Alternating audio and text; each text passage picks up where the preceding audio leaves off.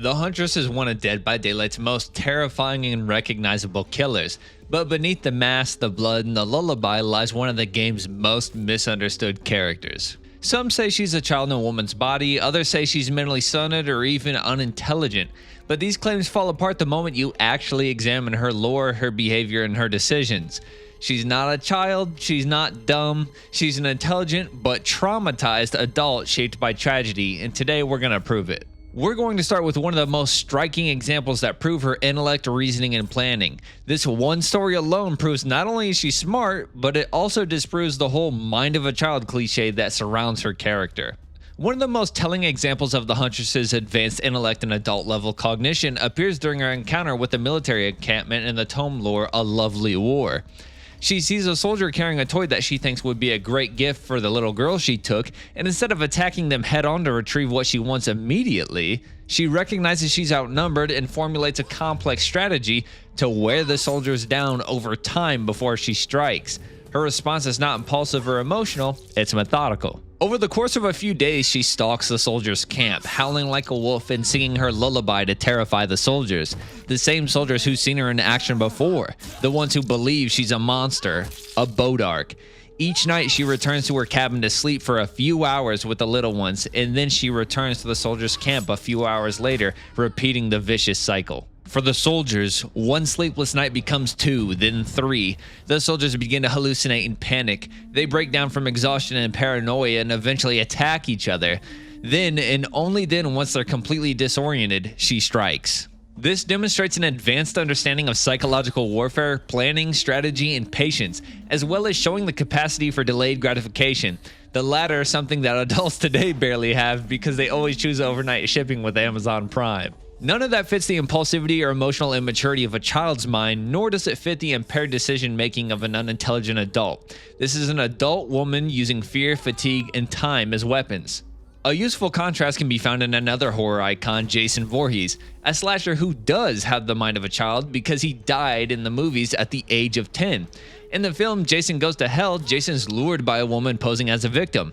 He walks blindly into an ambush and gets blown to pieces by a team of soldiers. He displays no tactical awareness, no suspicion, and no adaptation to the threat.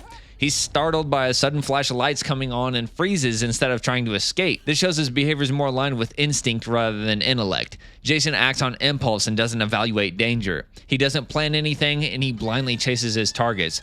Whereas the Huntress's ability to recognize when she's outnumbered and execute a long-term psychological plan to acquire what she wants is the hallmark of a mature and reasoned adult. Now I could end this video right here because this is 100% undisputable proof of how intelligent Anna is, but we won't just end it here. There's plenty of more examples left to give and things to debunk.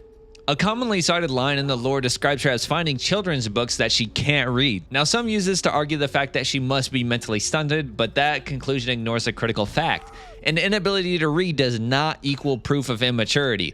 According to data from UNESCO, approximately 15% or 771 million adults worldwide are illiterate. Illiteracy is often the result of isolation, trauma, poverty, or a lack of education, not a sign of reduced intelligence or mental age.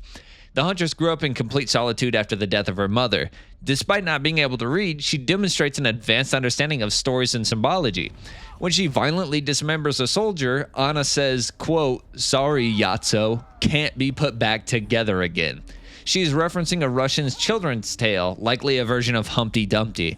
This is a metaphor. It's dark, poetic, and reflective, and it proves she understands symbolism, emotional weight, and story meanings despite not being able to read. This also displays that yes, she can speak, and she does so frequently in her tome lore, as well as displaying that she understands death and its permanence, and that mortality is very real and the consequences of her actions. Another misconception centers around her fascination with toys and shiny objects. Critics say this proves Anna has the mind of a child. However, the behavior is better understood as a psychological compensation. Many adults, especially those with trauma, develop attachments to objects that symbolize safety or nurture, much like the mask she wears that resembles the masks her mother used to make. Even still, in modern society, collecting action figures, plush toys, or memorabilia is a widespread adult behavior. Just look at all the people who collect something like Funko Pops, something that they spend actual money on. Meanwhile, Anna just collects them from the people that she ended. So this isn't evidence of immaturity for the Huntress. These objects serve a purpose. She gathers the toys for the little girls that she steals, or she pilfers shiny objects as trophies from corpses. They're not playthings, they're offerings, mementos, or trophies. Keeping trophies from her hunts alone is proof of her mental capacity. It's intentional and symbolic. Anna doesn't just collect these for fun, she preserves items that mark her victories and survival.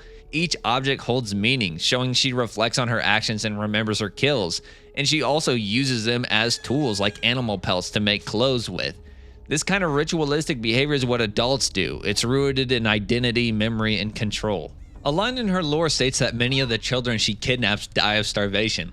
This has been used to claim that she's incapable of understanding even basic care. However, the lore suggests something far more complex.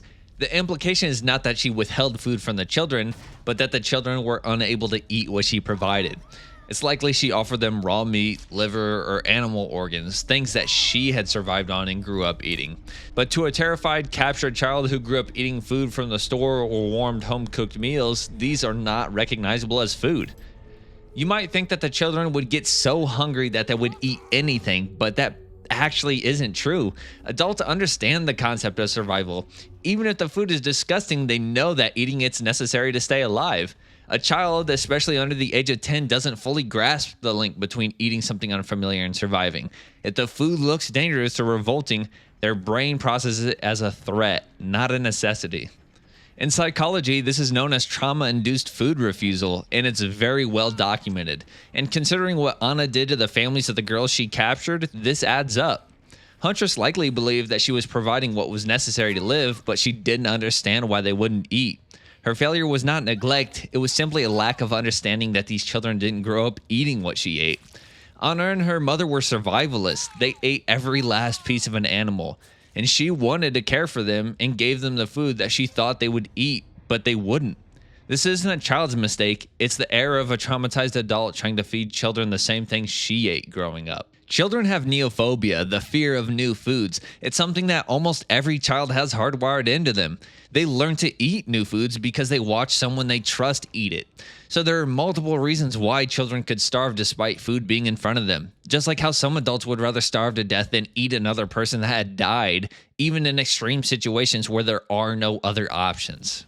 In some cases, the Huntress lashes out and appears to throw a fit when stunned by a pallet. Some players interpret this as a childlike behavior, but emotional reactions to pain or frustration aren't exclusive to children. Adults groan, curse, yell, and even punch holes in walls. The difference is most have social filters. Huntress, isolated her entire life, has no reason or ability to suppress her emotional response. When it comes to pain, she reacts instinctively and physically. That doesn't make her childish, it makes her uninhibited. No doubt we've all seen those videos of people destroying thousands of dollars worth of equipment in a fit of rage over something as small as losing an online video game. These full-grown adults are far more childish than the Huntress is. I myself have stubbed my toe on a coffee table and called it a sieve next Tuesday and threatened to chop it up and turn it into firewood. Me, a full-grown adult, threatening a non-sentient, inanimate object. A childish thing of me to do, but it doesn't make me any less of an adult. So here's one last story to really punctuate her character. In this story, she's stalking a soldier that she thinks has a handmade toy that she wants for her little girl that she took, and she ends up catching him alone. She sneaks up on him and tears his throat out. She then covers his mouth to rifle through his pockets for the toy and to not alert the other soldiers nearby. When she finds out there is no toy, she lets go of his mouth so that way the sounds of him choking on his own blood lure the other soldiers closer to her. She then severs his head and rolls it between the two other soldiers to distract and shock them. She uses this moment to kill them both in a single swing. This act is strategic and symbolic. It weaponizes fear, disgust, and confusion to manipulate her enemies into a vulnerable state. Knowing it would cause them to freeze and to hesitate, opening a window for action. It's not an impulsive act, it's calculated. The use of gore as a psychological leverage is a known tactic in guerrilla warfare and intimidation. Unintelligent people or children do not commit acts like this with purpose or coordination. This is behavior rooted in adult cognition, strategic planning, and control. While she might not understand social nuances and would be overly blunt when speaking if she had to, the Huntress is not a mindless killer. nor is she a child trapped in a woman's body. She's a product of extreme trauma and isolation, but she remains an intelligent adult. Her strategic thinking, emotional expression, symbolic language, and maternal instincts all point to a woman who is deeply broken, not underdeveloped. To claim otherwise is to ignore not only her lore, but the psychology of trauma survivors, as well as being intentionally disingenuous. She is misunderstood, but not unintelligent. She's not infantile, she's not incapable, she is the Huntress.